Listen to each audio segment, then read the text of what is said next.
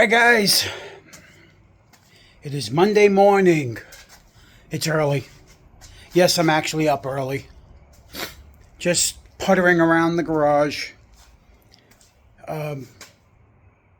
We have to install these bad boys today, or this week actually.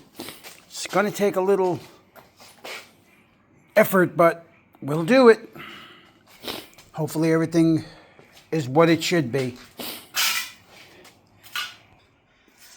Then what we're going to do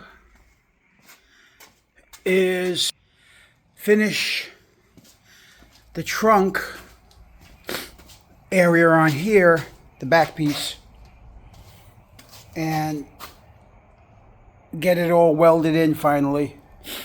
It's time. We need to get this ready for...